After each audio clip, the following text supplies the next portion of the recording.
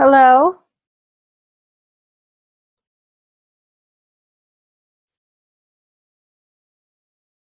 Hmm. Can you see me? Ah, hello. Hi. There you are. Yes. So I Okay. think I was talking to you for a minute and you weren't there. Yes, I Oh, had to turn on my audio, but now I'm in business, I think. awesome. Well, so excited to be Yes, playing same. together. Thank you so much for inviting me too. Oh, yeah, of course. Of course. Oh, man. So there's a couple of different things that I was feeling into before we hopped on the call. And first, I just want to pour an incredible amount of praise into you for the intentionality and the elegance and the beauty and the precision of your website and your work and your eloquence and explaining and describing everything. Wow. Thank you so much. I really Oh, feel that yeah. a lot.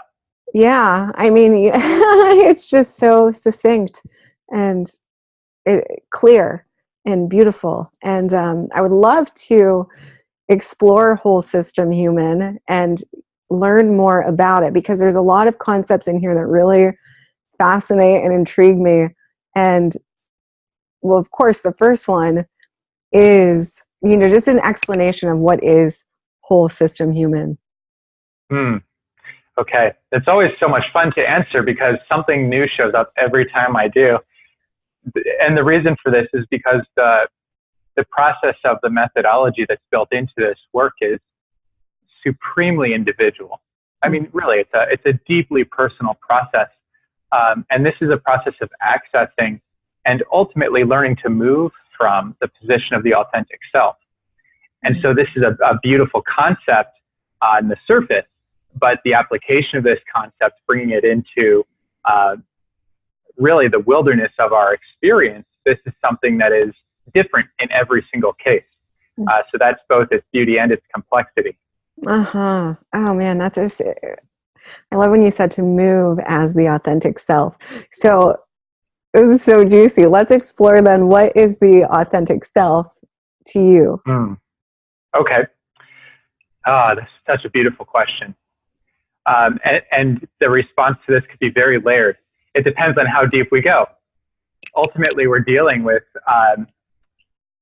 so many layers of an individual being. Um, the, and if you track back far enough, what you end up with, I suppose, is consciousness as as a whole.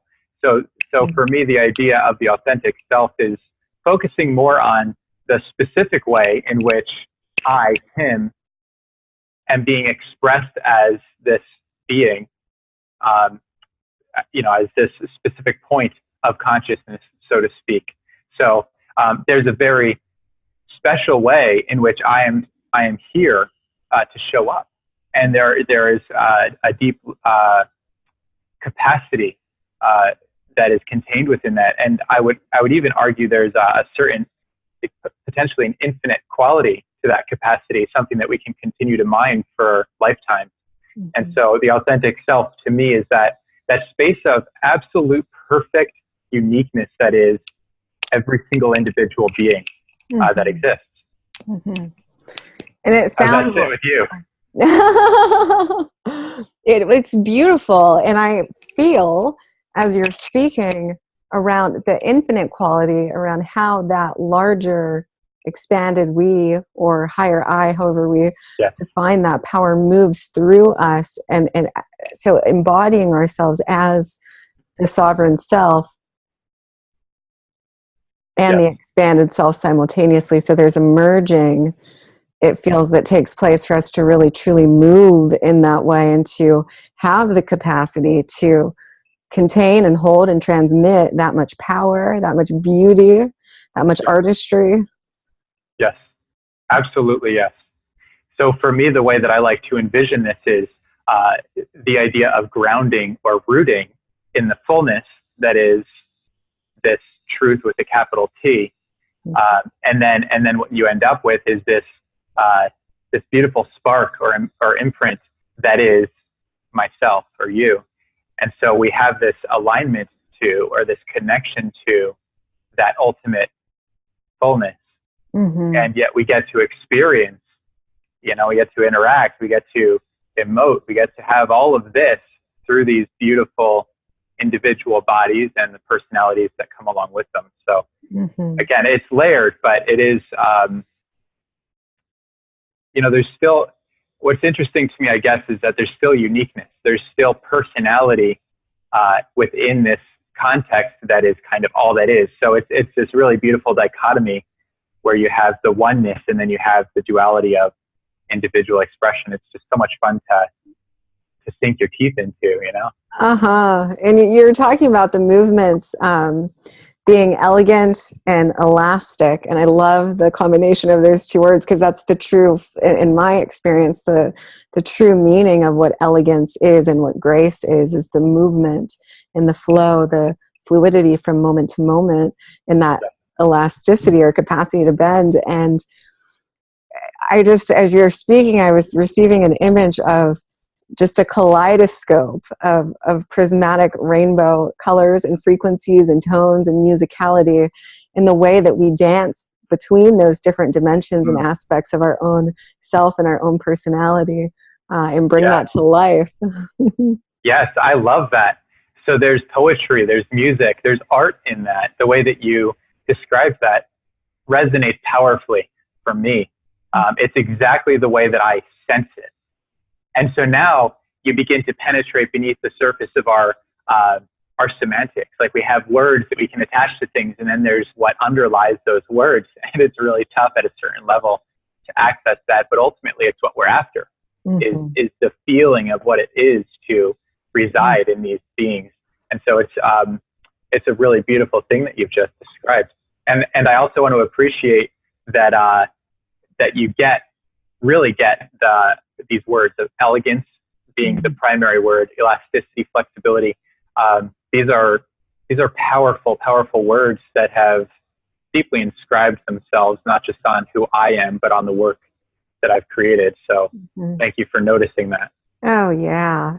That's why when I was reading everything that you have created and masterfully articulated and engineered, I was just so profoundly impressed, because I can feel the intentionality, that your depth of understanding around what these words and this language truly means and what it encompasses via our embodiment, which comes from experiencing it and exploring it and living it. So it's really quite beautiful, and so thank you.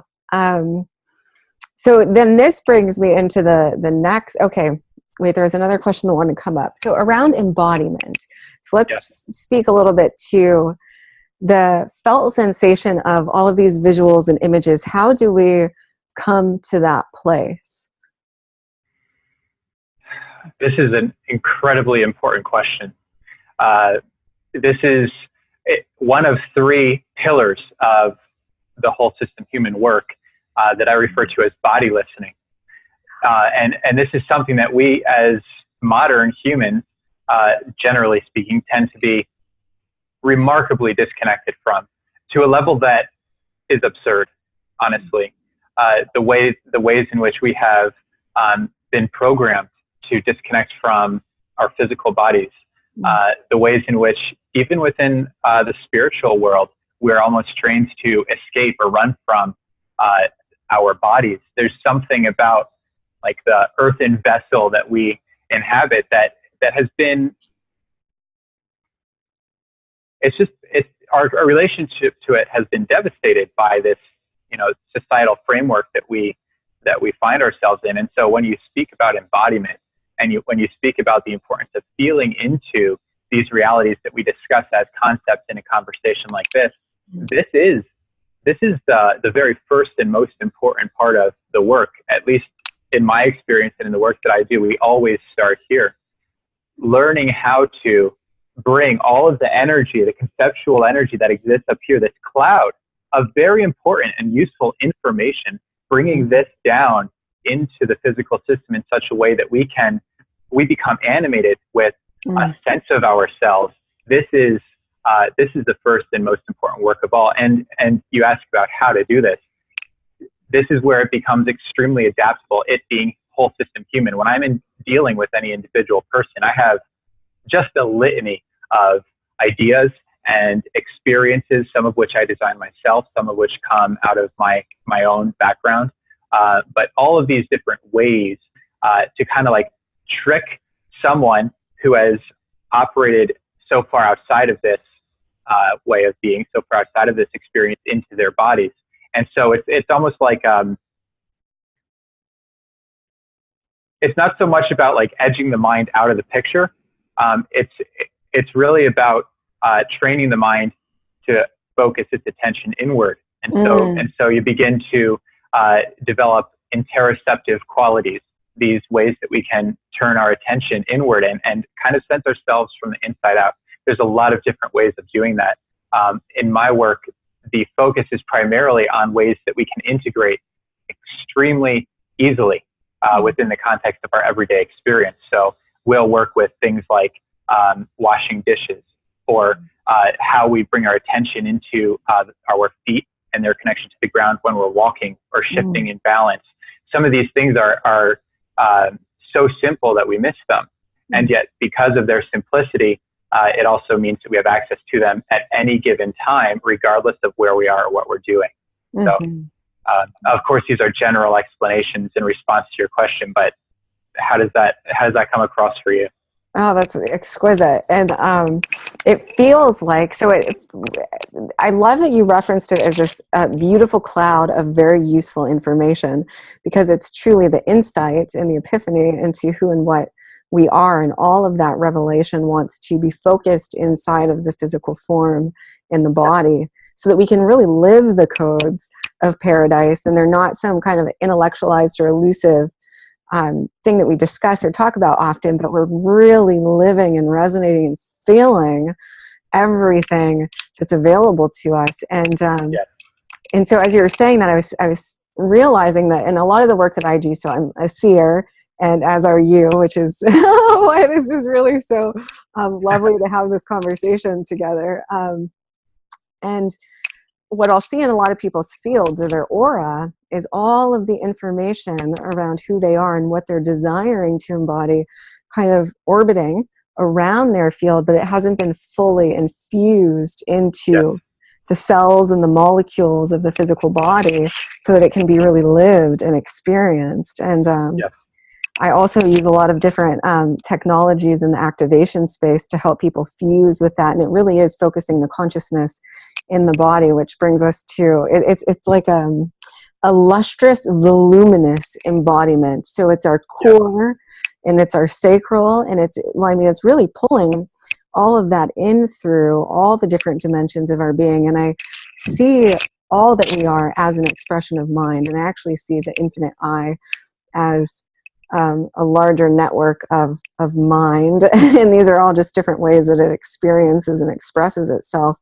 And it's really pulling those codes through and fusing with them and being present to the sensual experience that we're having on a moment-to-moment basis. So savoring, our food and really opening our eyes and just getting really lucid and clear in here, and paying attention to the water as it pours over us in the shower, and feeling into our body as we're moving. What are our movements like? How do we feel in our body? So very similar to some of the simple practices you teach. Yes, it's so beautiful. And I love what you expanded on something I said when you went and explained how all of this is an expression of mind. It's all mind.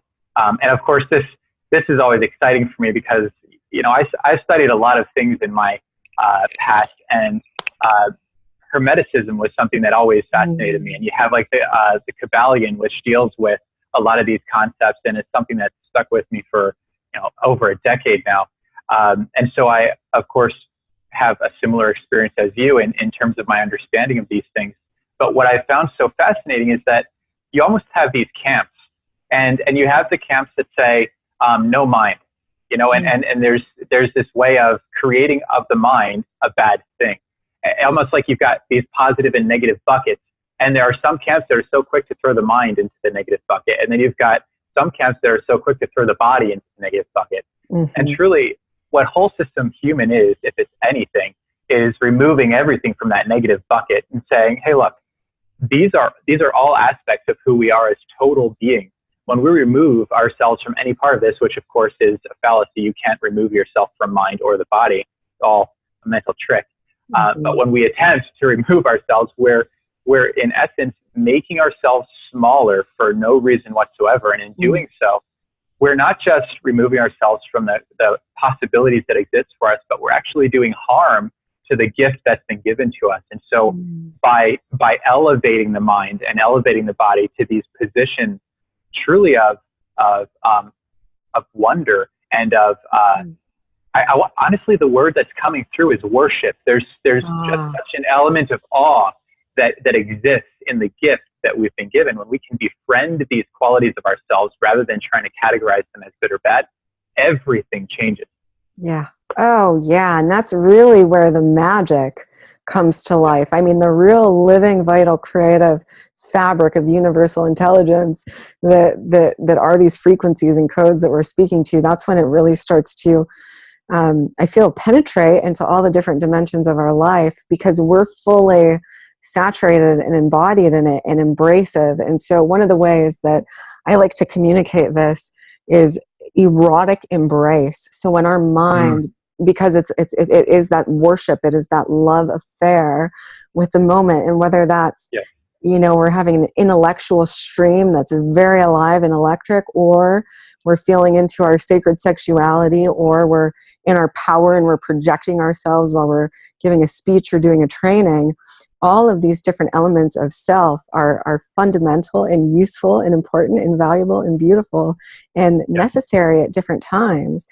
And that's, you know, where that gift of elasticity and elegance really comes into place, because are we listening, as you spoke to earlier, to what our body is guiding us to shift into from moment to moment, so that we can fully embrace the expression of that, the experience of that.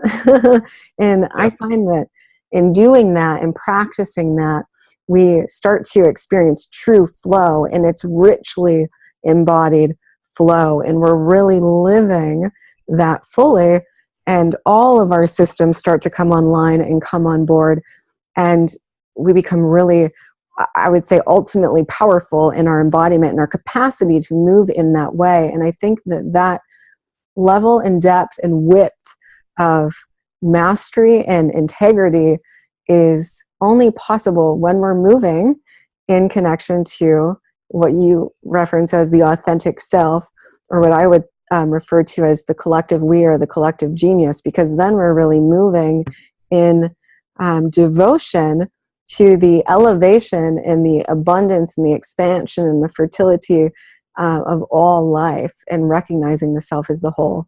That's a powerful way to move and live and be and breathe and express. Yes, yes, it is. And the exciting thing for me about it is that there's ease inside of that. There's this beauty. You mentioned the word flow, obviously the word elegance, but ultimately there's this ease. I remember reading about some culture that is probably Native American, actually, that spoke of the body as a flute, and the idea that spirit, you know, breathes music through the flute of our being. And I've always loved that, because ultimately it seems to me that what we're dealing with is the non-resistance of being in alignment with what's true and possible for us, and the resistance that occurs when we hold ourselves off from that for no real reason. Right. You know, so yeah, there, and of course that resistance is very physical.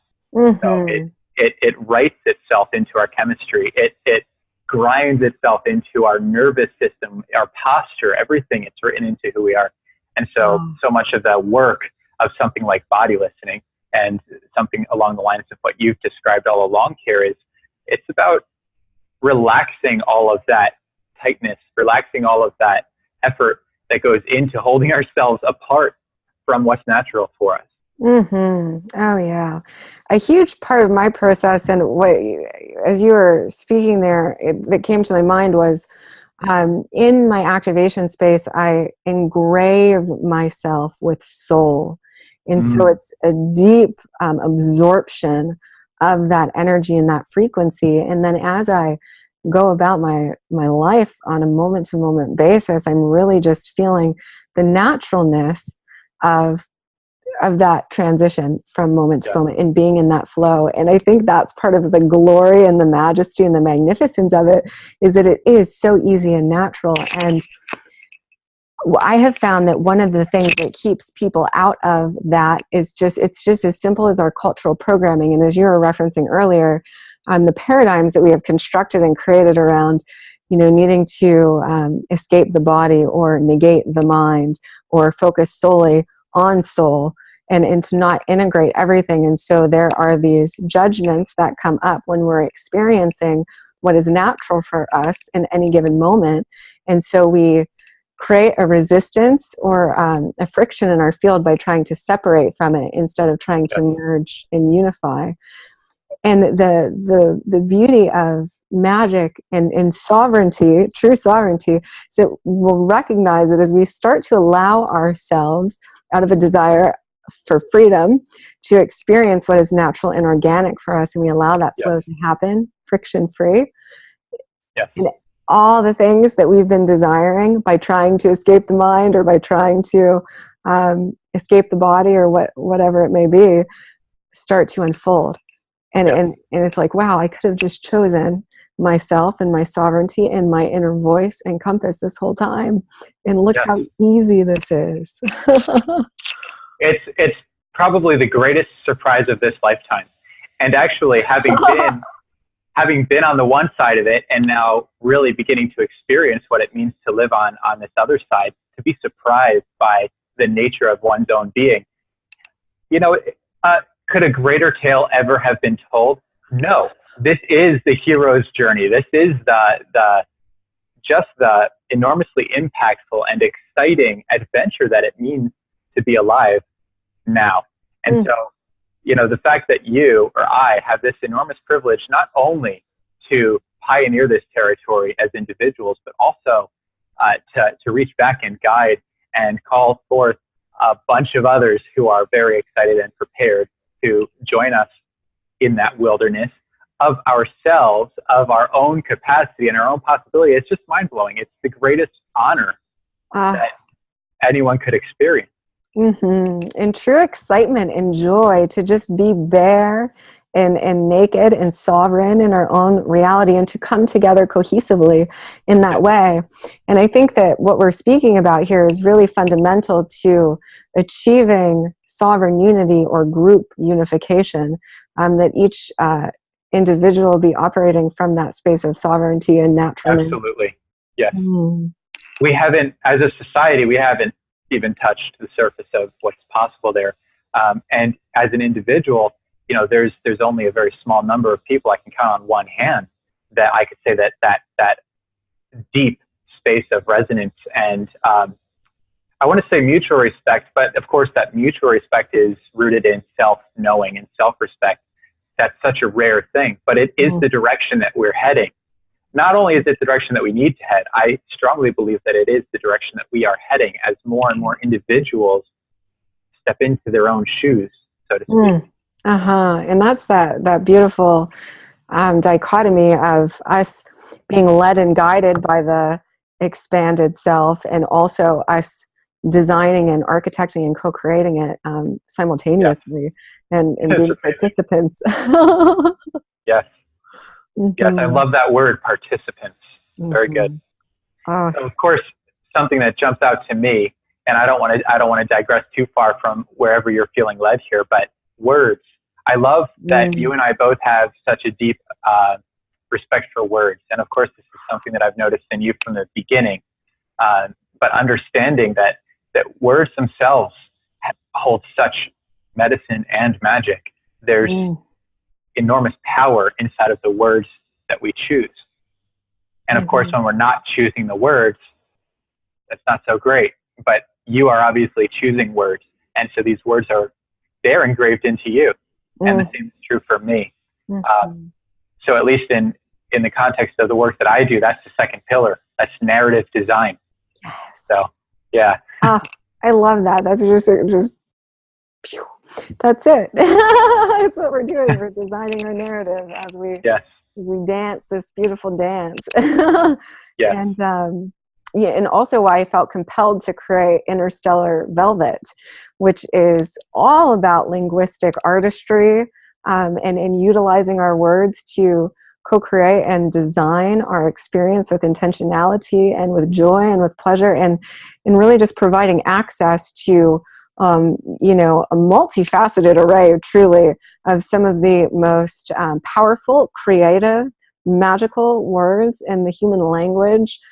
Some that have been revealed to me that would be an advancement of the language that are a part of that, but really helping people to shift into absolute alignment with the cosmic yes. And what I reference as super abundance, which is really just a space of pure generative power and fertility and productivity. And so we can experience that inside of our minds, our bodies, and our lives, and really flourish. And that has far-reaching benefits and impacts across all domains of our life. And it really does. Yeah. I mean, I don't think that the average person looking in on a conversation like this has the slightest clue the extent to which what you're describing impacts their experience. And this is what... Very total.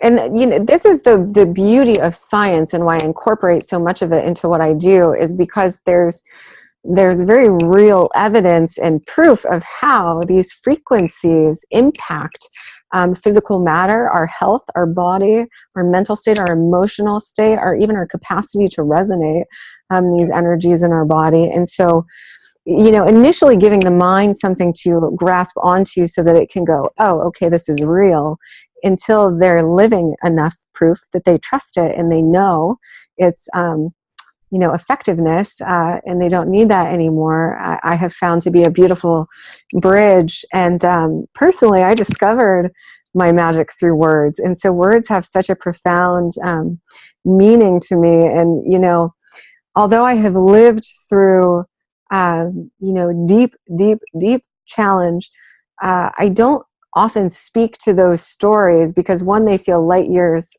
and aeons really away from what I'm living now, and two, I understand the power of reiterating that narrative. And so one thing I am passionate about and compelled to do is revolutionize the way that we relate to one another through story and through narrative as human beings, and shift as a potential and a possibility from the space of reliving those challenging moments and finding our connection through our pain, finding connection through creativity and novelty and adventure and the space of pure creation, and shifting the narrative to what do we want to create and how do we want to revolutionize this beautiful, crystal ball that we are living on.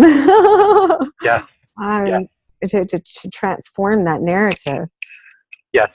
And this work that you're describing, there is a meticulousness to it. I mean, it's extremely precise, and it is a practice.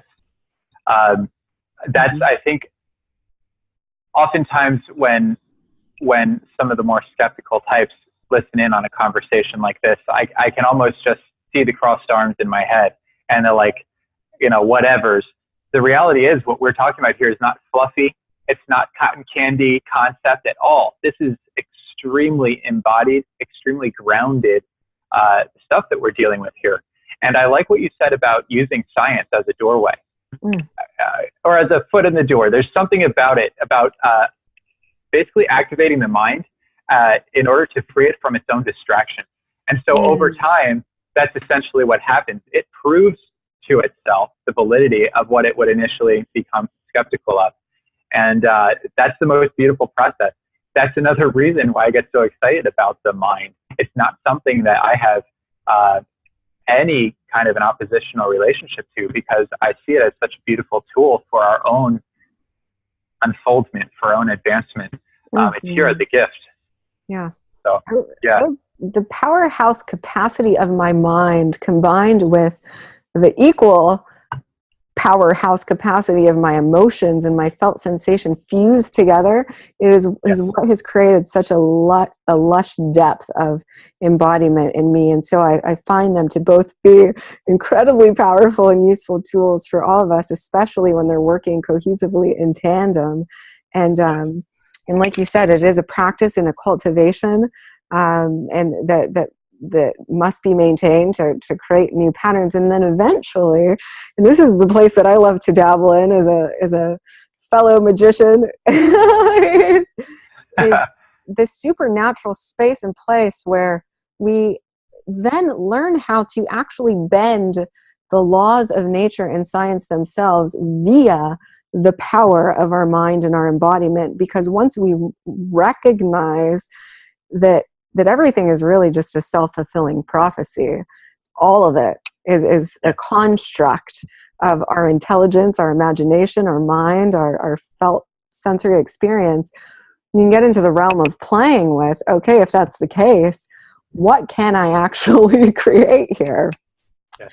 And that's fun terrain as well. And you know, at that level of awareness, you're cognizant of the energy that it's all in love. It's all in service to abundance.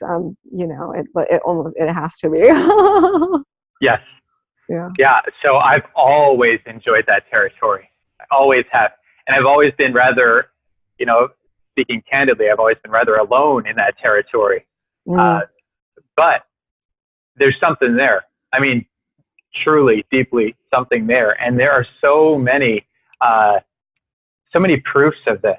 Mm-hmm. And really what I believe is, I think, very similar to what you've just described here, is that the only thing separating us from that reality is our own belief sets, the ways that we've wired ourselves or been wired to perceive the possibilities that exist for us. And so those possibilities, of course, extend so far beyond our conscious grasp.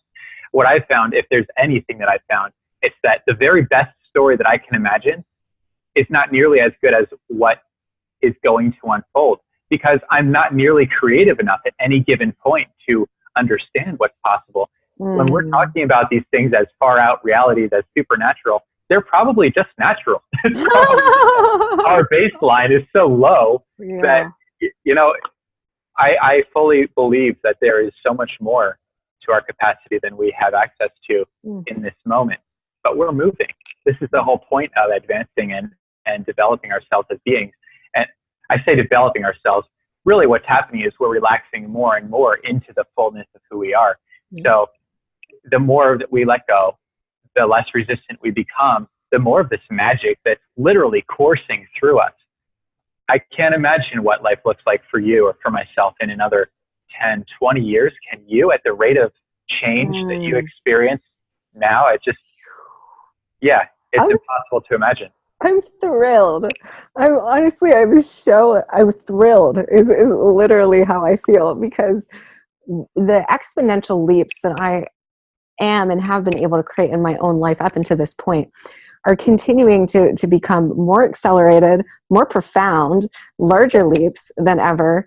And this it feels like for humanity is, you know, we've shifted beyond the point of tipping the scales, and we're in a space of starting to build true, you know, velocity in a new direction that I would call voluptuous velocity, where we're really starting to ground into these concepts and embody them and move consciousness in a new direction. I'm to the point of almost being speechless and in awe of what the actual possibilities are that are available to us. You know, one of the things I was reflecting on this morning was my activations. So I'm always refining and taking notes on how I facilitate my activations, because what I have realized is that it's literally like writing software for a computer program. And however I direct that energy writes the line for how that energy is going to play out into a person's system and into their field and into their reality. And I've definitely utilized myself. I've transfigured myself in many different and diverse ways to perfect this process. And I realized that certain languaging, determines the line of coding that translates through, and just one single word can make a huge difference between whether or not somebody falls into a deep sleep, or if somebody feels energized and empowered and expanded. And I've utilized my own being to, transfigure my own DNA and facilitate optimization now, which is a word that I use more than upgrade, because optimization seems to be a lot more effective and exciting and instantaneous to the body than upgrade, because upgrade means a sequence has been activated, so there's going to be a process. Yes. And optimization is more synergized. It's synergistic. It just takes all of the different elements and components and creates a whole system optimization. It's like turning off your computer to optimize, and you flip it back on and everything is that would be more in alignment with an upgrade. And optimization would be to optimize it while you're still running all the other programs. So it's working yes, while you're still functioning. I love that. This reminds me of something that I lived into, another one of these complete surprises that I lived into, the sense that all of these years in my background, and we're talking at least 12 years of very intense study on everything from psychology to the health of the human system to philosophies, belief sets, religious systems, everything I could get my hands on that related in some way to who I was and how I moved through life. There was this sense that I was taking these plodding linear steps on this trajectory. And if I kept going, eventually, if I was down here, eventually I would be over here. And that was acceptable. But it was only acceptable insofar as that I had no clue that anything other than that was possible. And at a certain point, when this linear trajectory just kind of went, and now all of a sudden we're on a rocket ship. What do you do? I mean, that was a complete surprise. But this is what you're describing. There's something so much more, something that activates so much more than these careful, logical, sequential steps.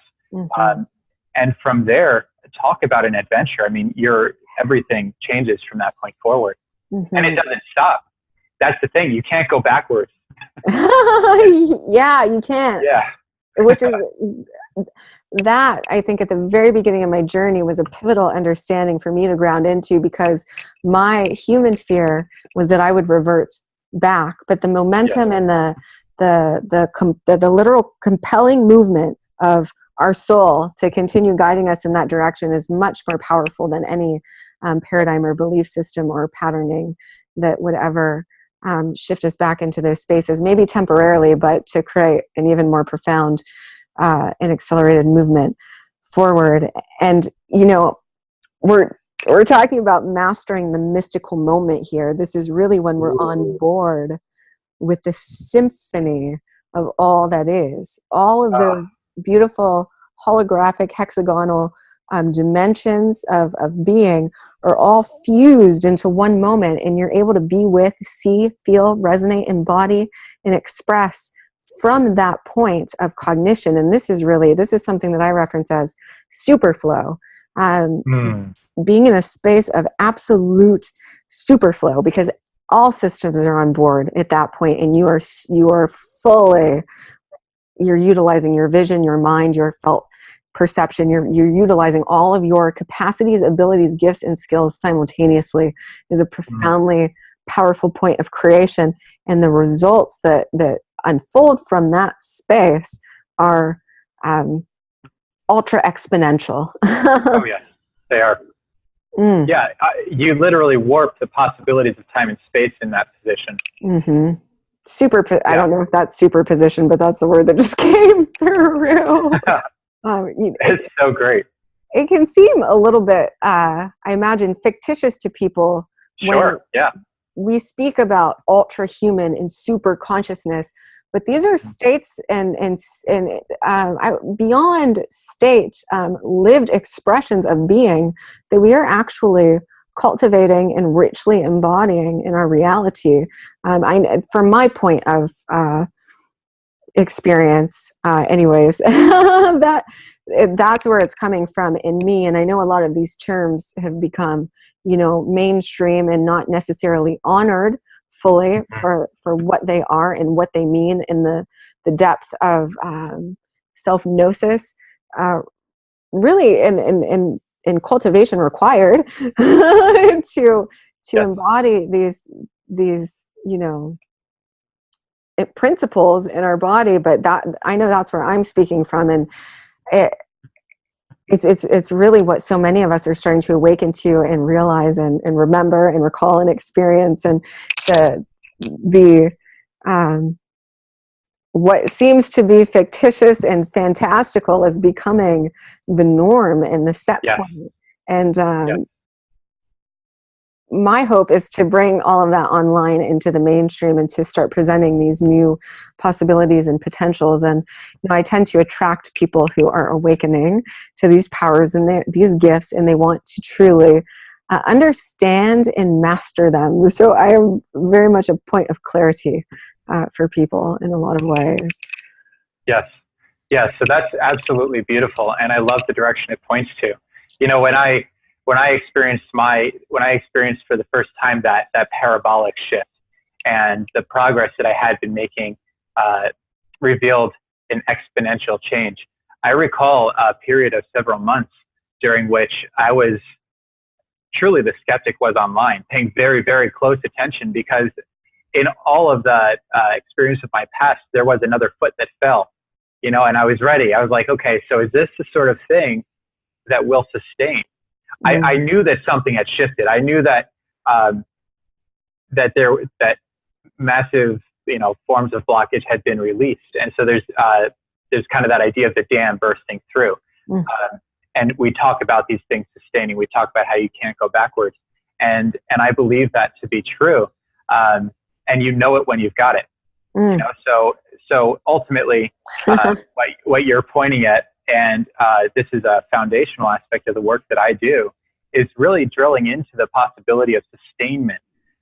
There are three primary pieces of criteria that are central to everything that I do, every experience that I create, every idea that I share. And these three criteria are practicality. Anything that we're discussing should exist on a level of practicality, or else what true use is it? The next practicality, the next one is effectiveness. Obviously, something can be simple and easy to make use of, but if it has no impact, then again, of what value is it?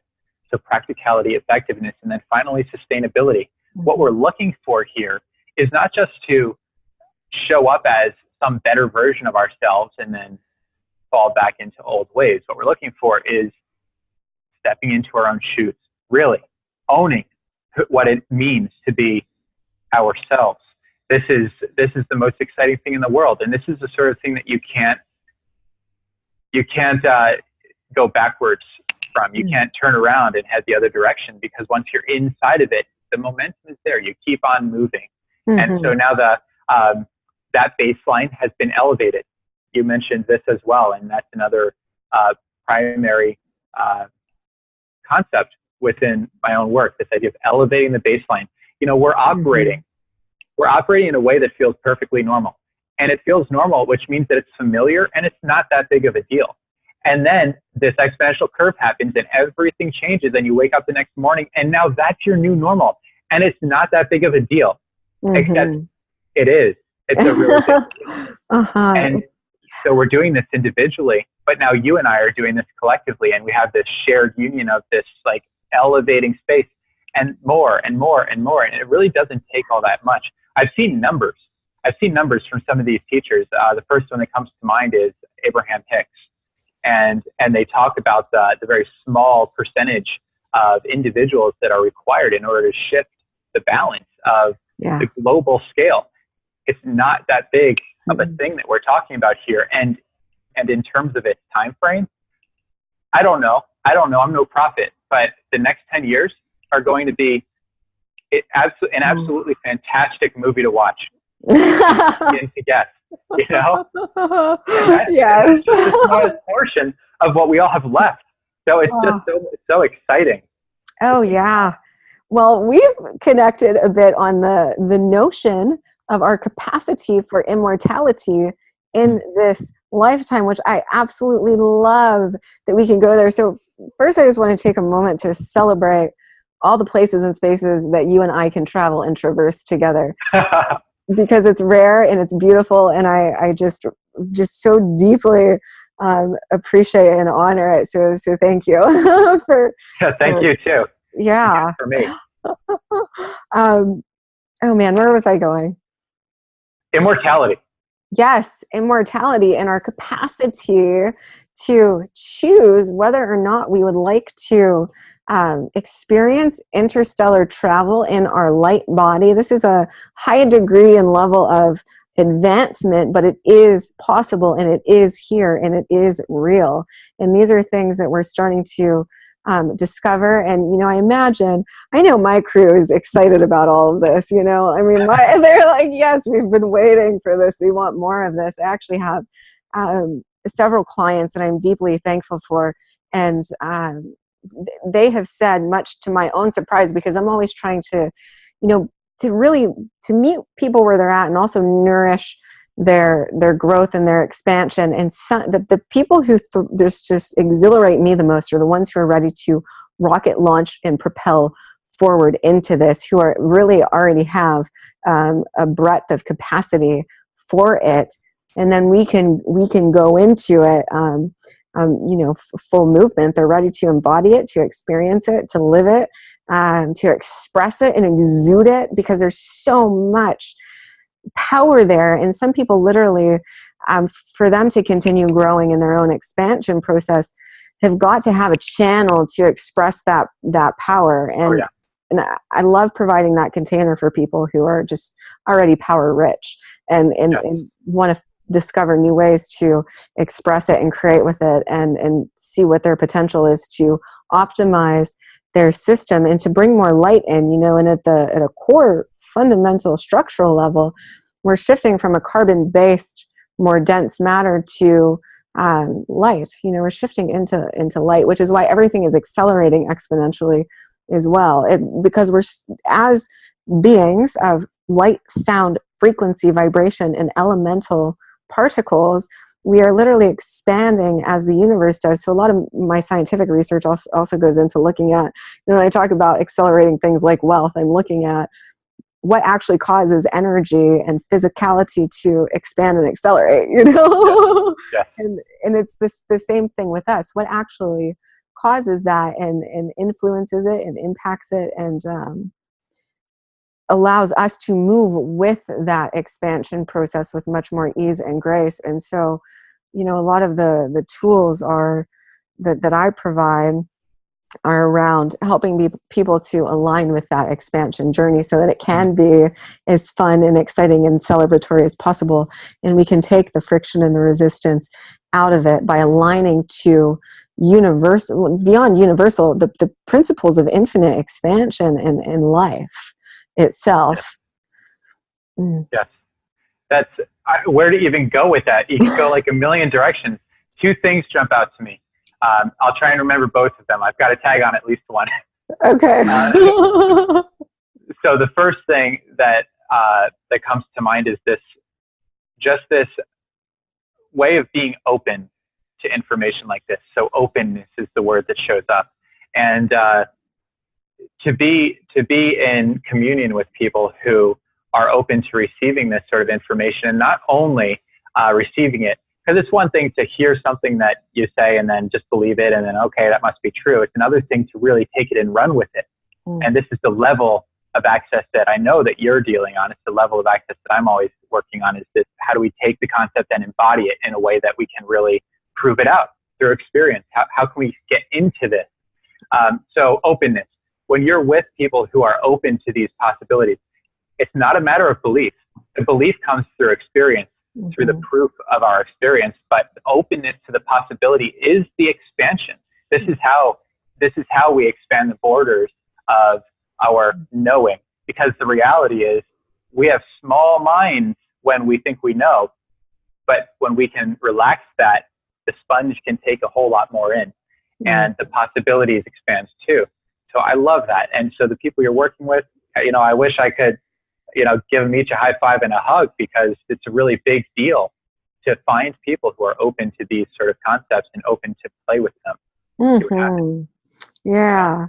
And I think that's just a certain capacities that we either come into this experience with, or that we have developed to or expanded into. And at that point, a being, a soul, needs that next expansion. They're compelled to it. Oh yes. And there's no longer a willingness to settle for that which is mediocre or not up to par with that capacity, that new capacity. And so I think that that's what ultimately guides that kind of an energy to me. Absolutely. It's the mutative process. Once you start to recognize the possibility for these like spurts of growth, for the capacity to exponentially expand, you kind of have these plateaus of waiting. You can watch from this, like, okay, and then bam, and then oh wow, and so you're on your new elevated baseline, and you're like, oh, all right, and then bam, another jump, and it's this constant move forward. You really can't escape it once you've entered the swell of this tide. Right? Yeah, that's remarkable. I remember the other thing that jumped out to me. Let's see if I can still remember it. Hang on. It was that transformation, this process that you're describing, does not have to hurt. Oh, no. Because the way you're speaking of it, the way that I've experienced it, is as an extremely crisp, an extremely fresh experience. As something that is, we're even talking, you look at the death and rebirth process, some of these like shadow work processes, where we're really getting into some parts of ourselves that otherwise we would be hiding from. Even these processes have such a savory quality to them. I mean, they're delicious, truly. We get to celebrate every moment of this exploration. We get to be pleasantly surprised by every moment. And so where a lot of people would, I think, traditionally be rather intimidated by talk about tapping into certain frequencies and transferring the information of ourselves forward into some immortal future, all these different things, like, it doesn't have to be intimidating. This gets to be the ultimate game of existence. I mean, it gets to be playful and enjoyable and rich. I love your words. I mean, you're using words like luscious, and it's just like, I can feel them.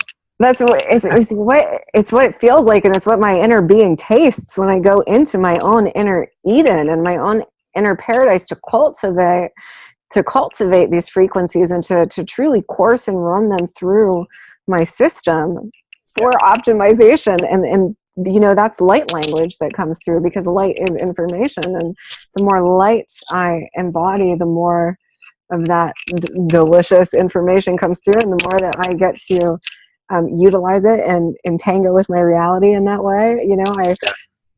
Everything to me is relationship. Everything is relationship. And if our relationship to what we are experiencing can be reconciled with beauty, by finding the beauty, then we never have to experience pain or struggle or any of that.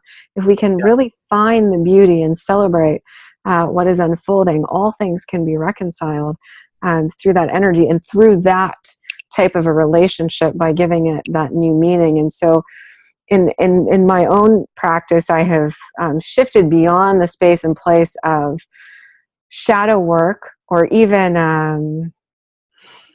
it is transformational work, but we're literally transforming billions to trillions of times per second. So I like to infuse new meanings into this journey we're taking. So a creative adventure, or a moment of inspiration. And I love that you said crispness and freshness earlier, because those are some of the main energies that I focalize to stay in flow, Yes. and to guide my own embodiment and my own energy. But even moving beyond these different paradigms, because wherever light shines, there will be a shadow. And any moment we can choose to go, okay, this is a shadow aspect, or we can choose to infuse it with light via the embrace of it and the recognition of beauty held within it. And it totally shifts the frame and the dynamic from which we're operating from. Yes. And so just even developing new meanings is a fun playground, I find. I think it's fun. I also think it's imperative at this point, because we are dealing with mainstream semantic associations. So even something like the work of transformation or transformative work, it has this element of work in it. There's something about it that, you just think if you're going to transform, you hire a life coach. I mean, this is kind of the world that we're inside of. And there are ways that, unfortunately, the mainstream market manhandles words that initially held a lot of beauty inside of them. So people like yourself and people like myself, we kind of want to stay abreast of that and continue to design narratives that more appropriately encapsulate the experience that we're dealing in. And so that's what you do. And it's also what I do. You mentioned adventure, exploration. We're dealing with story and journeys. These resonate deeply for me. And obviously, you've seen my website. There's a lot more of that going on than of transformation. Because really, the question of transformation, it's not a question. It's a given. Like we exist as these beings. It's going to happen whether we want it to or not. We're constantly inside of this movement. That's the beauty. So what you're pointing at is a way of recognizing and celebrating and even making use of that beauty. So another thing that if you don't mind, can I go on to one more thing that jumps out? Of course. I get on monologues and I don't want to take over the conversation. Yeah, you're great. You said that you've kind of moved past some of the more traditional ideas of shadow work and things like this. And I wanted to be rather explicit in stating that I definitely have too. These are the sort of things that unfold naturally. The process that we're dealing with is an organic one. So, is it true that it takes a certain amount of energy for a seed to sprout? Yes. But that doesn't have to hurt. That's the thing. We're the ones responsible for the way in which we relate to these experiences. So you mentioned the word relationship. In the past year, no word has been so powerful in my experience as this word relationship. The only word that's come close is the word befriending. And here it is. We get to befriend. Here's the quality of that relationship. We get to befriend every part of our experience. And not only that, every part of who we are. Right? Yes. I mean, you can call it self-acceptance. You can call it self-love. But ultimately, when I wake up with a headache, I have two choices, at least. I can be like, God, my head is killing me today. Or else I can be really grateful for this opportunity to relate to my head and the experience of feeling my head in a whole new way. Because I'll tell you something, when I have a headache, there are parts of my head that I'm aware of that I am not normally aware of. And it's as if I have this wonderful opportunity to meet them. And I'll tell you something else. When this shift in consciousness occurs, guess where that headache goes? It tends to go away. So much of our experience is hinging on the quality of our relationship to it. And we are so set in these ways of categorizing and judging our experience based on old modes, based on these programs that aren't even our own, right? And yet we resubscribe to them. But you and I, we're not resubscribing to them. And this is the true power, the true magic in the work that we're doing. And ultimately, the thing that I get most excited about sharing with anyone, because these are not personal powers. They're transpersonal powers. Everyone has this capacity. They just don't know it. So we get to share this. Absolutely. And to pioneer it and to offer new possibilities and potentials. And this is just all of consciousness and energy awakening to its own capacity, its own brilliance, its own genius. And we're all experiencing this together collectively throughout all dimensions and domains of energy and consciousness. And, you know, one of the frames that I would love to pull through, or just use an experience that I have when, because I don't experience headaches often, but when I do, and this is another key point in listening, you know, someone could assume in that space that potentially something is going wrong. Yes. Easily. And that's the traditional, you know, and the reason for these paradigms and programs is because it's coded in our lineage until we upgrade our epigenetics, and that's you know, energenetics, and that's a completely, you know, different extension of the conversation. But what I've realized, very, what I have recognized in my own mind is that when I listen to when that's happening, I listen to the feedback that my body gives me, and it speaks to me, and it's an accelerated process of neurogenesis and actual cognitive brain expansion that's happening, and I'm growing, and you know, and that's the nature also of expansion. And so I nurture that space until that dissipates, and I allow that to be the process. And so there's all types of different ways that we can give meaning to, and also discover the processes of evolution and expansion, and start to look at things in a completely revolutionized way, and change the way we relate to our body and our journey. And to touch back on that shift from shadow work and transformation, and even, you know, life coaching, it's fascinating because I would consider myself an empowerer more than anything, because I give one thing that I would have done at the beginning of my practice, because of my heart, is I would have assumed responsibility for somebody else's experience, and I no longer do that. And so that has shifted out of a space of, even, you know, it's all about sovereignty and empowerment, and giving all of that power back to whomever I am working with, and dancing with, and co-creating with, and shifting into what I would consider the creation journey. So creation awakening to itself as creation, and starting to play with all of the different elements and dynamics of creation, and life and nature itself, and becoming masterful creative architects and engineers and artists and painters and sculptors in the larger holographic avatar of being. And so even shifting beyond those ideas of you know, self-improvement into self-creation, or into reality creation. Yes, that's a really, really powerful distinction. I mean, a really powerful distinction. You're going from a paradigm which assumes that something is wrong with someone, and then sets about to diagnose and fix those things, to one in which you're kind of starting on a clean slate and choosing which direction you get to go. And the one is the path of, I don't know, a mechanic or a technician, and the other is the path of an artist. And we get to be artists in our relationship to life.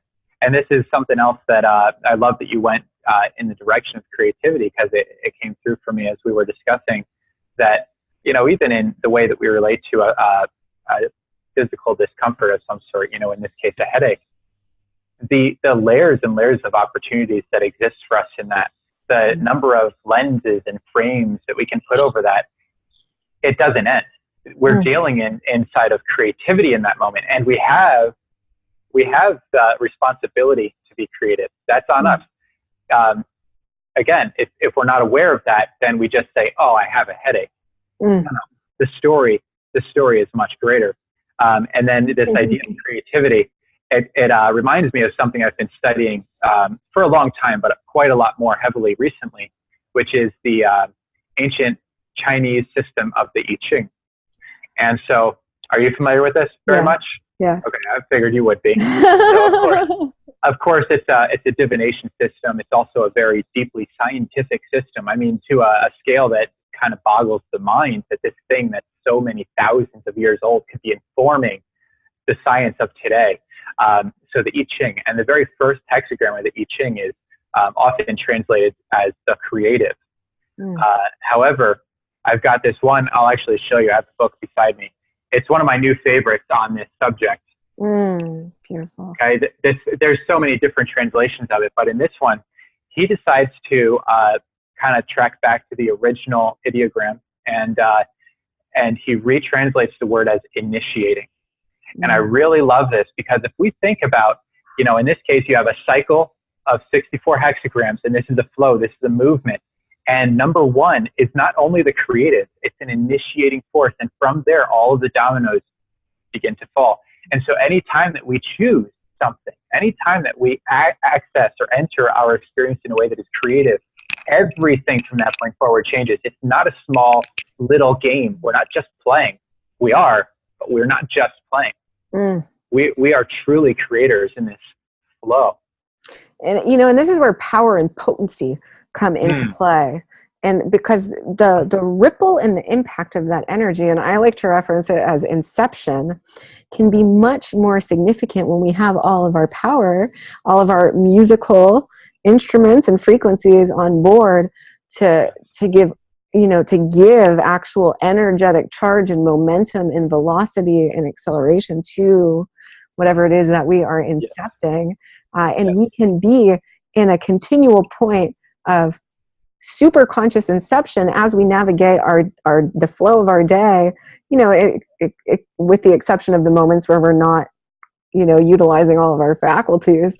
But we can continuously be authoring that narrative and architecting our world as we're in that super conscious potent state of flow and awareness and relationship to our reality, and giving definition and meaning, defining our creative landscape via the relationship that we have. And so, you're speaking to the language earlier, like luscious, these are words that come through as I'm eating my food, or as I'm, savoring, a bath, or I'm going out and I'm exploring nature, and I'm just receiving the nectar of life itself to fuel and encode my own being. And these are the types of linguistics that arise in my experience of relating to life, and that's how they're birthed, and just the true infinite potential and possibility that is available to us as these divine, masterful architects of our realities is truly immeasurable. And I'm so thankful that we are having this conversation right now to just open the possibility for all of this, for people, new ways to frame things, and to know that's okay, to hit a kind of an escape velocity from the gravitational pull of some of these cultural paradigms and patterns that we have, brought forth from, our lineage and our ancestry and all of this, and to truly author a brand new collective narrative. And my devotion is to nirvana, but the expression of that realization uniquely through each of us. Yes. And I love that. I mean, I'll never tire of that word, or that phrase even, that you just used, uniquely through each of us. So much of what is marketed as self-development and transformative work, I wish this wasn't the case, but so much of it is, it's kind of offered up as a magic pill. My methodology is going to be everything that you need. That's never going to be the case. Kind of. Now, here's the trick, and I know this is something that you've already tapped into. If you can develop a system that adapts to suit the individual, now you have a magic pill. Because you're not feeding them your magic pill. You're giving them the keys to the castle, and this is totally different. And this is precisely what took 12 years of living and trial and error for me to even begin to get a glimpse of for myself, and begin to write into Whole System Human. And I know for you that your entire life has also been leading to a point where you can offer the tool set that allows your participants to author their own stories. This is a big difference. And it's one that it's not talked about nearly enough, but it is the difference ultimately in whether or not we can make use of this material that we're taking in a manner that's ongoing, or whether or not we need to continue to subscribe to, whoever it is that we're working with.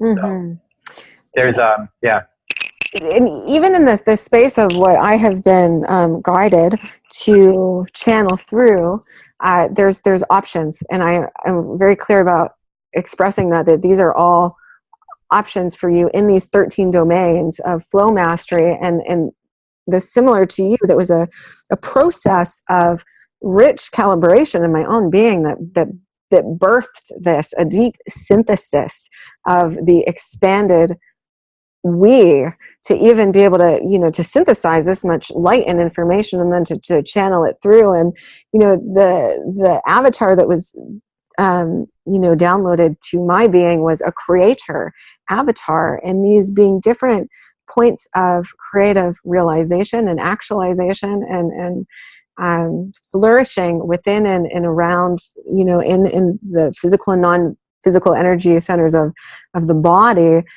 for that creative avatar to fully awaken and express itself in its own unique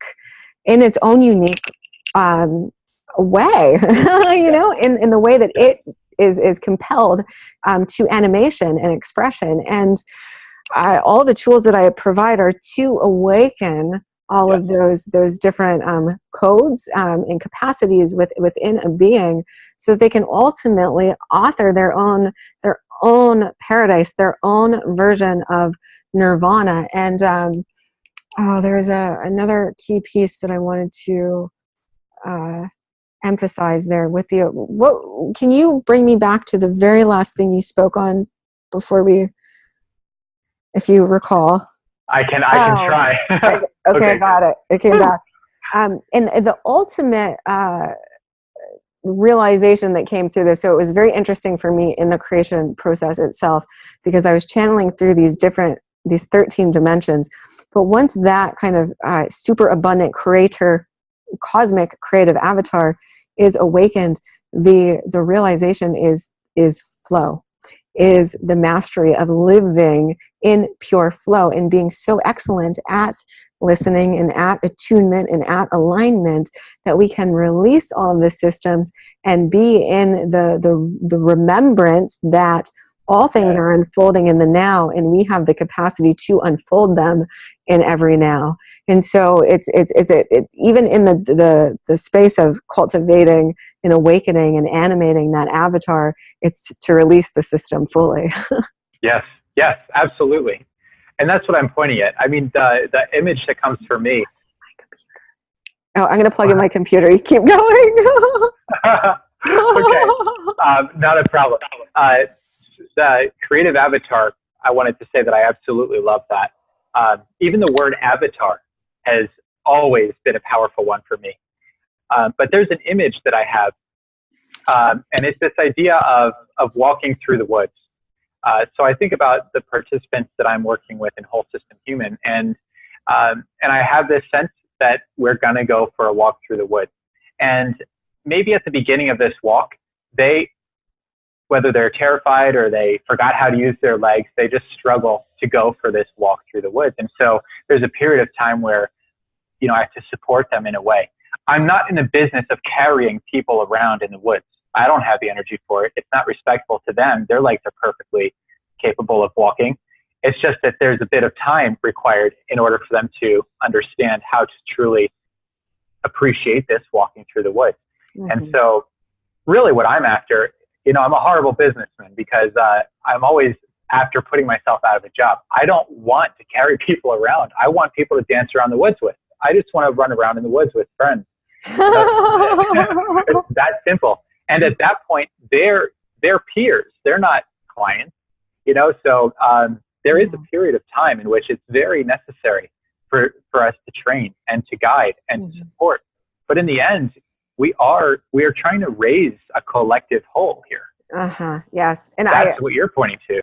Yes, and there's so many layers to even that, to raise a collective whole. Because for me, that brings up the ideal of motherhood. And it also brings up the energetic power that, when I facilitate planetary activations, each day, I literally feel the avatar of the expanded I embracing all of the self and literally elevating it. And the power that takes to create that kind of a movement in the quantum field is enormous. And I've had to develop a capacity for that. And so when you say raise, it's so much more multidimensional and rich. I'm going to use the word rich again because it is. It's just so rich and multi-layered, and it has so much significance to it beyond what I think is often perceived when people hear these words and this language in the online space of what it actually means. And well, for us at least, for us in our own experience, what those things mean. And that's also the value of communication and having beautiful, what I like to call flow soirees like this. Ooh. Where we get to. I like that. Oh yeah, and just share what our actual authentic experience of all of this is, and what our work truly means to us, because I know for me it's been a process of animating my own creator avatar, and I'm continuing to animate more and more each day, and learning all of this, and it's just synthesizing such a profound amount of revelation, and optimizing my own circuitry to be able to hold these frequencies and sustain and continually expand them, to then be able to channel it through and offer it to other people as a bridge. And one of the things that has continuously showed up as I have channeled this, because if I look at the mass collective of human consciousness and being and where we are, and the exponential leaps that we have taken, and the ways that we have tipped the scale and created a new movement, a new momentum, and also the amount of us that still need support with accelerating into these spaces in a fun and inspirational and ingenuitive way.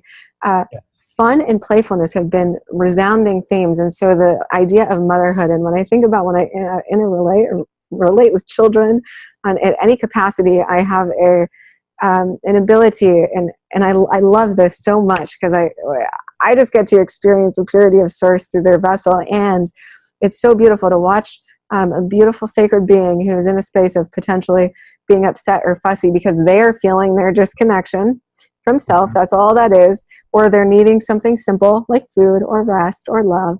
And to be able to shift their resonance instantaneously into that higher frequency. And remembering that's, instead of getting hooked in or plugged into triggers or any of that, to just remember in a lot of ways we are literally raising a collective, and to make this journey fun and creative, and to realize what's really going on, that there's something, biochemically or physiologically happening in that moment that has created a separation from that being and its source. And so there's different ways that we can guide that alignment back into resonance and cohesion. And I think it's really important to know that the whole thing can be fun and creative. And it's just really how much are we willing to release into the ecstasy of our own being, and to let go of all the things that pull us back and weigh us down? Are we willing? Yes. Well, it's such an amazing question, because how much are we willing to release into the flow of our own ecstasy? Everyone will hear that and be like, who would be unwilling, right? But the reality is that there's quite a lot of fear and resistance to this idea of allowing, of accepting. I mean, these are way easier said than done. I mean, this is the whole process, truly, is learning how to allow ourselves to relax into the flow of what's possible for us, into the scale of our own enormity. I mean, this is ecstasy is a beautiful word. It is ecstatic. I mean, it's ecstatic in the deepest, even the most uncomfortable moments with this awareness, because something is happening and you're inside of it, and you get to be the witness of this, and you get to, in a way, kind of manipulate, at the very least, you get to manipulate the orientation of it. And that alone changes everything. We are extremely magical beings, and we have access to this at any given time. You don't need to go somewhere, not the top of some mountain, not any cave. This is something that we are inside of every moment. I love this. Yeah. Yes. It doesn't get old, right? No, it really is this epic, ever unfolding romance novel of life that we're authoring and experiencing and continually flourishing into. And that release is truly, when we truly release into it, is orgasmic in nature. And a lot of what we're speaking to parallels love making, when you truly release into the experience, which is where Tantra is a really beautiful, I haven't deeply studied the philosophical concepts or practices of Tantra, but my being has a depth of understanding for what it truly is. Because it was, a lot of my initiation process and coming into the alignment that the recognition even that every moment can be beautiful, can be rich, can be love, and what we're ultimately talking about is coming into it's love, it's union with the self and with the all, which unlocks our most profound magical capacities and abilities. It's a master. It's mastery. It's love. It's unconditional love. Truly unconditional. It is sensual. You used that word earlier, and it hasn't left my head since. It's deeply sensual. Mm-hmm. And we're talking about the same examples that you described earlier. These are mundane things. Taking a shower, mm-hmm. None of it is anything shy of the greatest gift that we could possibly enter into at any given time. Mm-hmm. It's a really big deal. Something else that you mentioned, this idea of the emphasis on fun and play. I mean, when we're speaking in terms of sustainment, nothing will sustain if it's not fun or playful. Ultimately, mm-hmm. if it requires any element of force, eventually the system will fatigue. But when we're dealing in flow, in play, totally different story. These moments are in fact generative. I mean, the space that you're describing is not, it doesn't deplete, it generates. Mm-hmm. And that is an ongoing experience. Learning how to access that might take a minute, but beyond that point, you're inside of this stream. You get to enjoy that. Mm-hmm. It's amazing. Yeah. And it's even a space that I experience as infused play, because it's not an outside of the body play. It's a deep, rich play. It's not intellectual only. No, it's not. There can be intellectual play, but ultimately, ultimately what you're describing is different.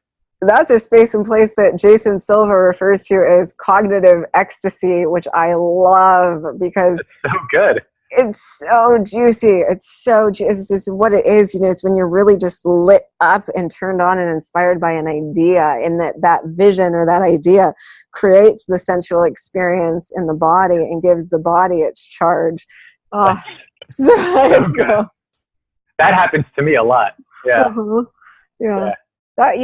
That's a part of how I create maps for embodiment is looking at how do those frequencies actually get generated in the body. And the more deeply embodied we are in it, the more we experience that euphoria on a regular basis, or we experience that deep, I'll use it again, lustrous embodiment of play, where we're in play, but we're still in our body. It's, we're not ever outside of the body. And that's it is a certain point of expansion that's required and that's needed, or a certain level of beingness or mastery.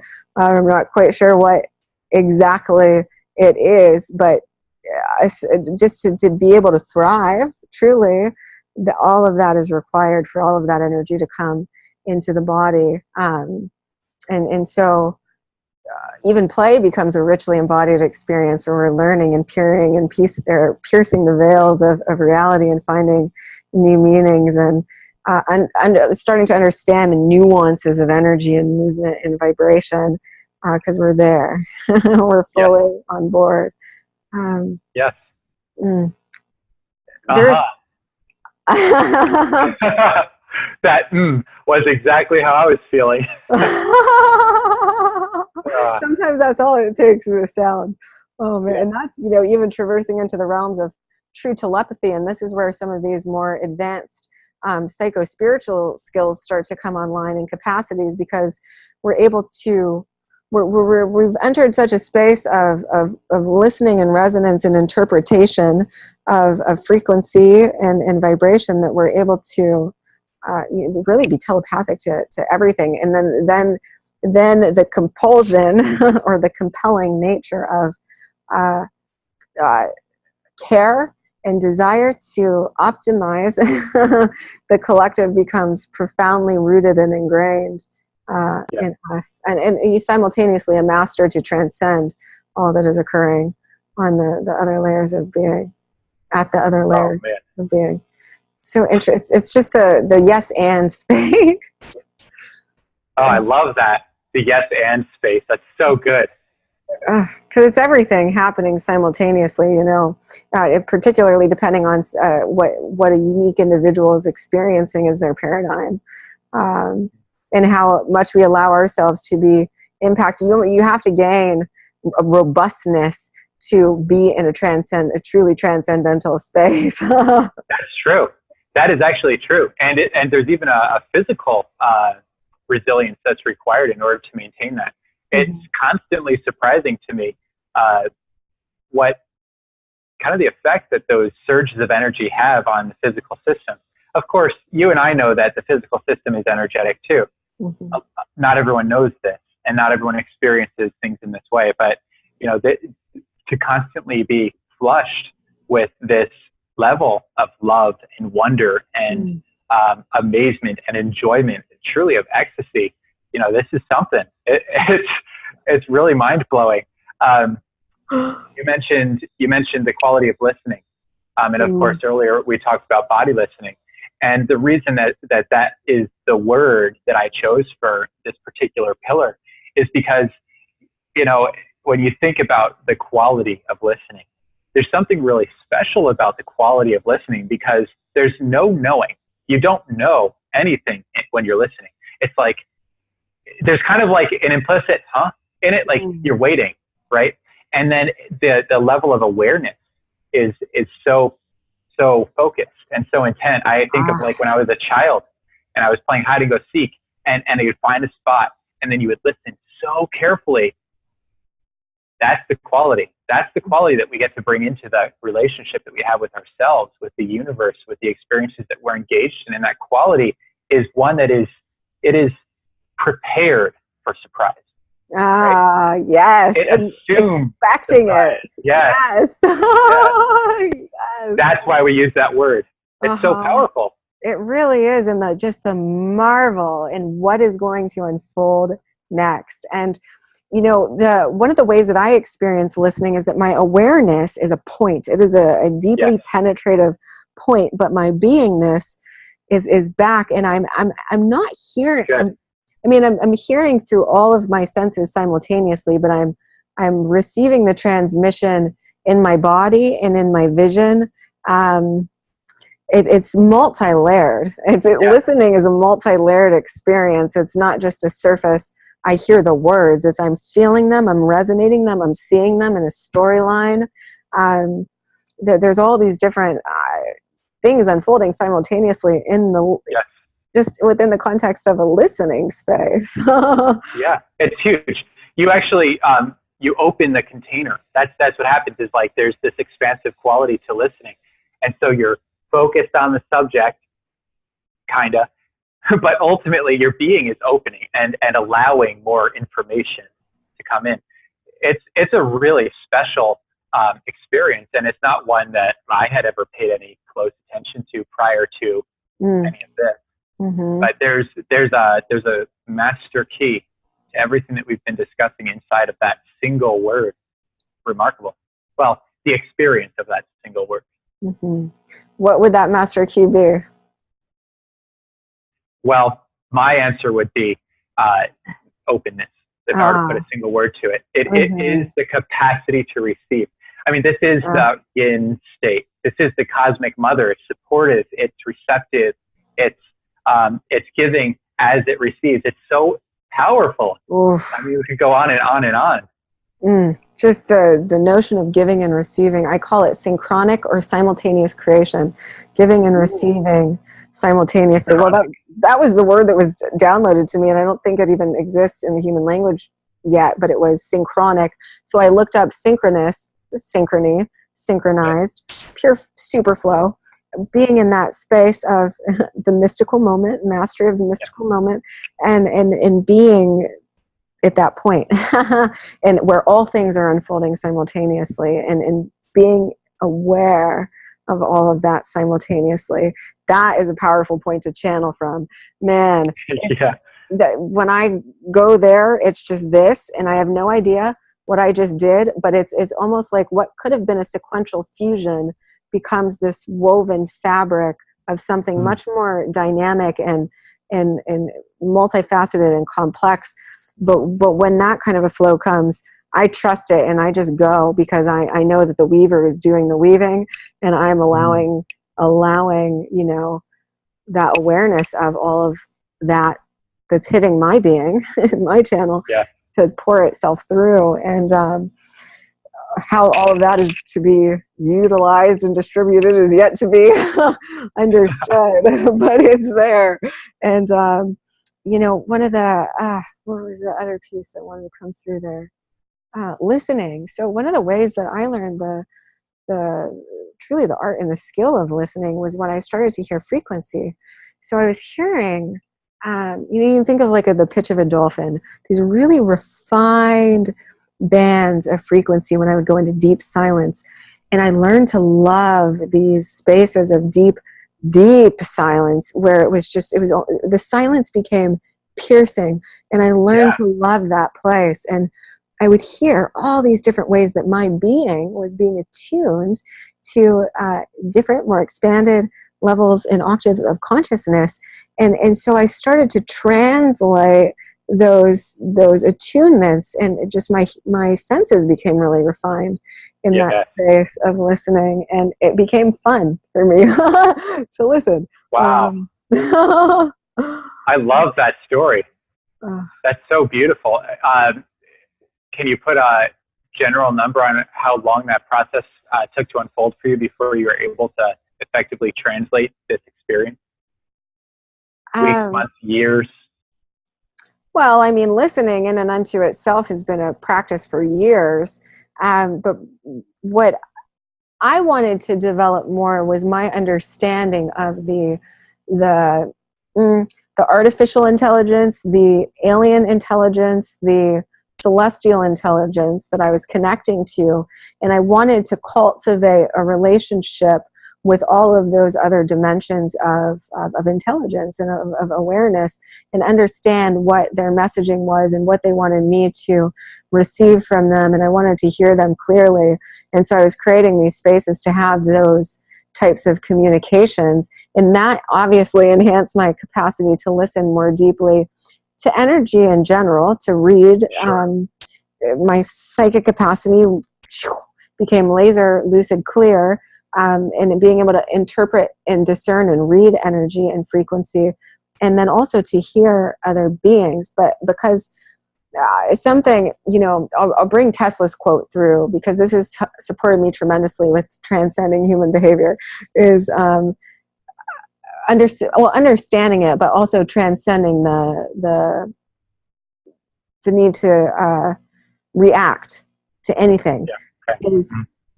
He says, think in terms of energy, frequency, and vibration, you know, to understand the ways of the universe. but what I was getting at with that particular quote is, what he's saying is, think in terms of energy, frequency, and vibration. So when you're even when I am conversing with a human, what I'm feeling is the energy of their soul, of their essence, of their mind, and I'm not labeling them as any one of those particular things. I'm just paying attention to the expression of the energy and the frequency and the vibration that is coming through. Almost tasting. Yes.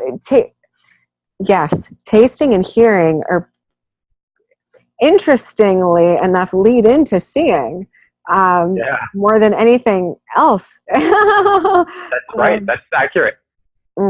evolutionarily. I mean, Yeah. this is the way that we developed our sensory system, was through smell and through the auditory system and through the taste and eyes. I mean, that's this binocular vision of ours. That's one of the newest evolutionary advancements in the human system. So it makes sense to me that you, I mean, your capacity to hone these primal senses, it's a really big deal. It's actually a surprise that that it would be so odd.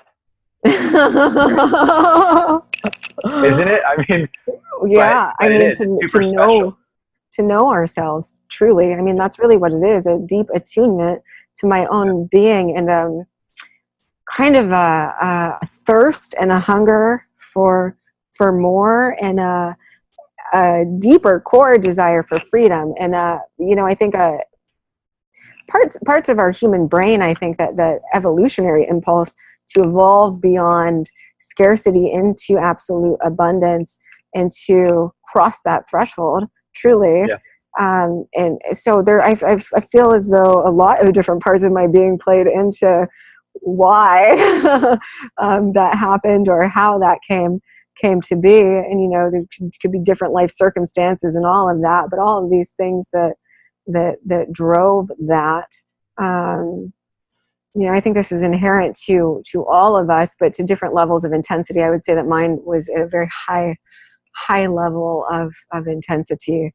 And you know, I'm even beginning to move into that space with my work now as well, because that's where I am, and I have a desire to work with, as you were speaking to earlier, all of us ultimately, which is why I'm creating a program that can be collectively distributed, but also the deep work that I do with one-on-one clients, are people who have already built up to a certain capacity for all of this, because of the recognition that, you know, 5 to 10 human beings embodying this on the planet have and are facilitating the expansion of you know, an entire species and beyond into the solar systems and the galaxies and the interwebs of being itself, into that space of expansion, and are conscientiously doing so. You know, I mean, via the embodiment, yes, and via the activation and the inception of a new collective narrative in this, you know, when it particularly in the space of doing a collective activation or a planetary alignment activation or sequence, where all of that is being guided and moved in directives. It's really developing a capacity to steer the ship of being, so to speak. Yeah, I like that. It's very beautiful. Yeah, it's definitely a big energy. It is. I mean, I feel. Go ahead. I would say that it's a space of majestic wonder and awe and magic, of really being able to play in that larger creative tapestry of being, and to weave in those places, and to create art in those spaces. And the wonderment and the true, a lot of that euphoria is birthed for me in those spaces, of really feeling the power of that, because all of that power doesn't truly come online unless we're accessing the power of the greater way. That's because that's where the power is generated from. And as a pure generator, I have a natural inclination to go to those places of where is that generative power truly accessed, and it's by it's the fountain or the furnace or the waterfall of the collective me, and accessing that, you know, that fire and that water and all of the different elements, to continuously generate, and to even generate in the space of what we would, you know, even evolving beyond the notion of death and rebirth into continual birth, in what we would assume as a shadow space or a death space, as just another space of generation. And of creation. I mean, it's all wrapped up into this beautiful tapestry. Every single concept and topic that we've discussed today. Earlier, you used the word symphony, And this is something that's been with me for several weeks, this idea of the symphonic nature, not only of ourselves, but of this, constellation of effects that we move through on any given day, and of the collective. I mean, it's beautifully orchestrated, beautifully orchestrated. And so, with everything that you just shared, and the level of, I guess the level of the quality of the work that you're doing, I really feel led to thank you personally for doing this work, because it's important beyond, really beyond the capacity of words to describe. It's extremely important. It has to be done, and I'm really glad that you're one of the ones doing that. And I feel very fortunate to be a friend to you as well.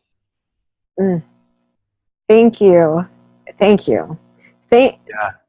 That means a lot, because I feel your recognition, and I feel recognition, true recognition with your being, and so just internally bowing to you and meeting you fully in the space of that. Thanks. And the wealth of accord that is there is really quite exquisite. So thank you.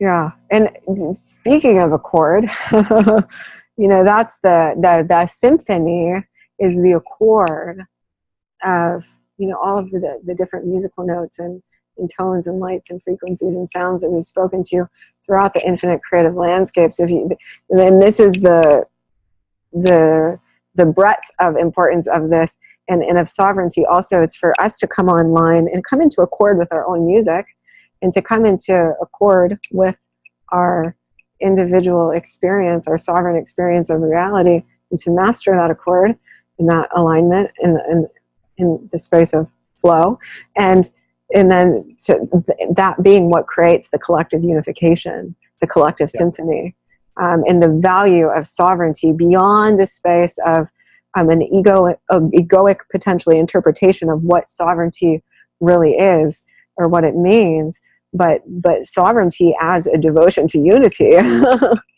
Yeah. Ooh, that's really good. I like that. Sovereignty adds a devotion to unity. It's essential. It's what creates the unification. Yeah. We don't have to go out to create the unification. We just have to master this right here. And then every interaction that we have comes into accord from that point of sovereignty. Yes. What strikes me about that is the alarming level of simplicity. I mean, for all of the beautiful words that we've been using and the ideas, there's like a grand scale that exists here, and it's true. There's infinite complexity to what we're describing, and nuance. But ultimately, the expression of this, though it's infinite, the way that we live inside of it is extremely simple and extremely personal.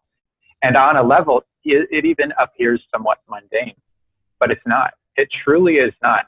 And so this is another aspect of, I think, what makes your work and my own quite, what's the word, important, significant, impactful, revolutionary, is that so much can be contained in such accessible packets.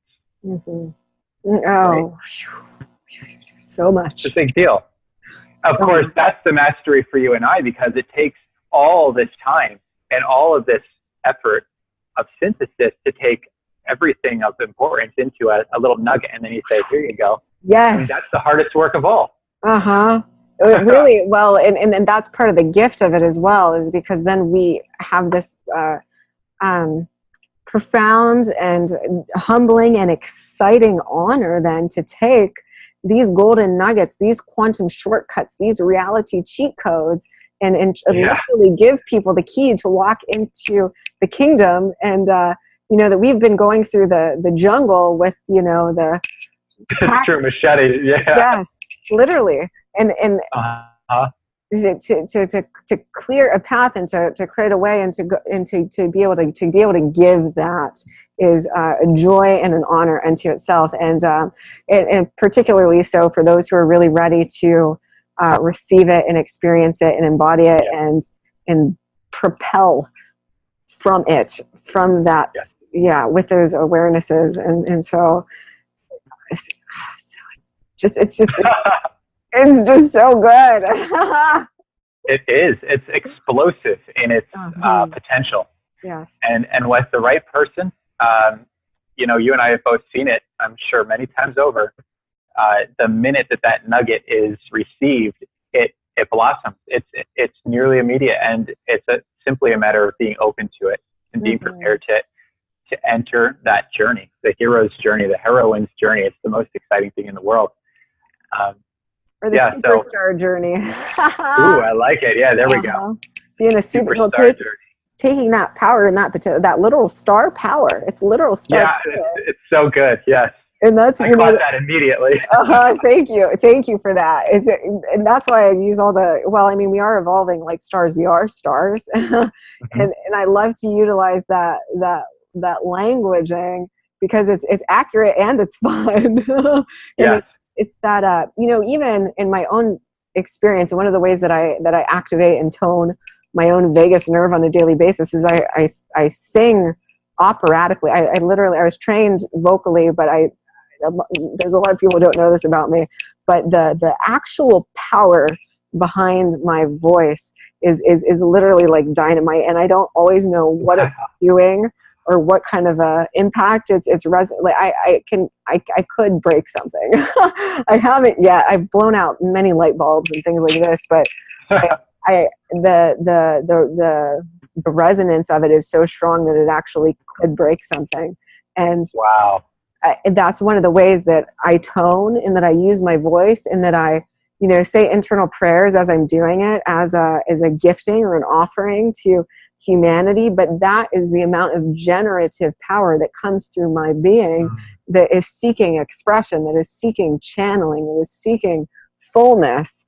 And so I utilize that. And one of the things that I'm here to promote as well is expression, is the movement, the outward movement of energy, because I believe that fundamentally that is what will excel and accelerate and advance consciousness, is more expression, and not shifting the narrative around it, not necessarily needing to go into our story line, but to just move energy as a way to exponentially accelerate energy and consciousness, and to provide relief and release, and to make it fun and creative, because those movements of energy to release people from those patterns and to transmorph and transfigure them, and create openings for new and fresh energy to come through us. The whole thing can be fun and creative. Yes. Yeah. Wow. That's fascinating. I love that you chose to share that with me. There's something really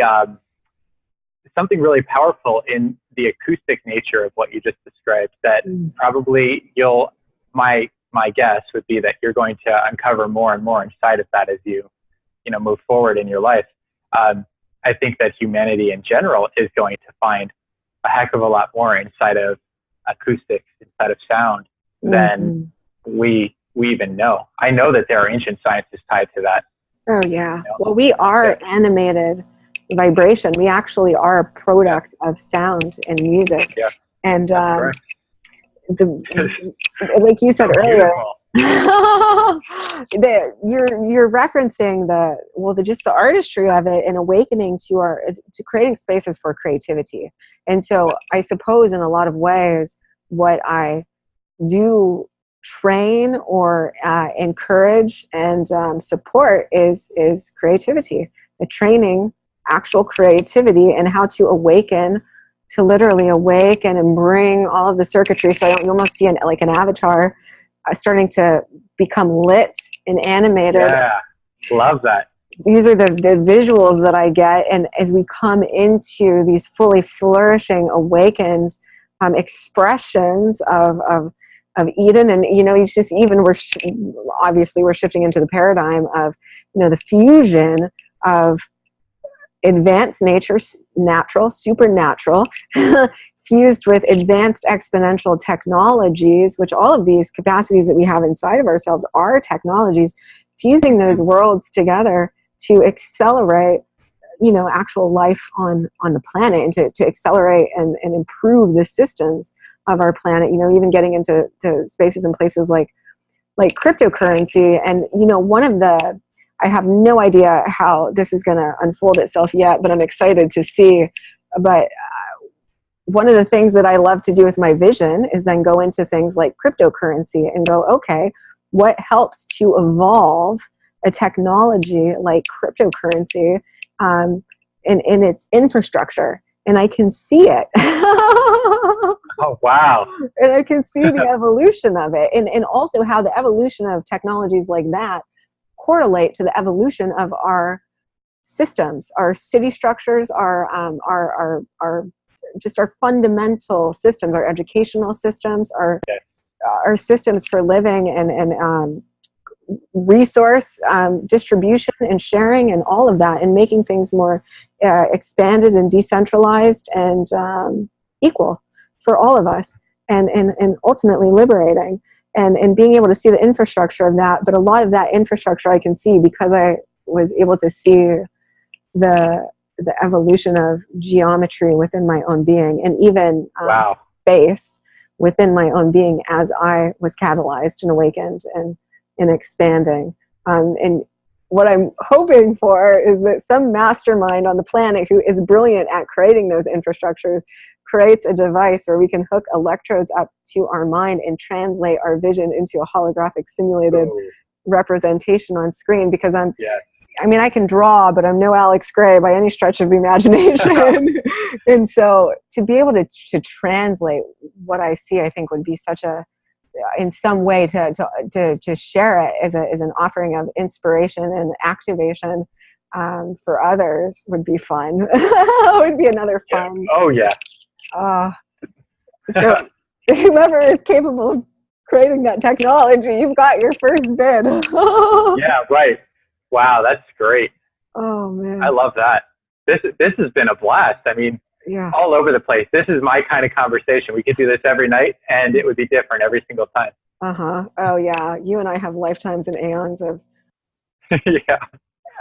exploration that we have already traversed and will continue to traverse. So yeah, I would love to pick the conversation up again when it is in flow for us, and just the deepest celebration and appreciation of you, just truly.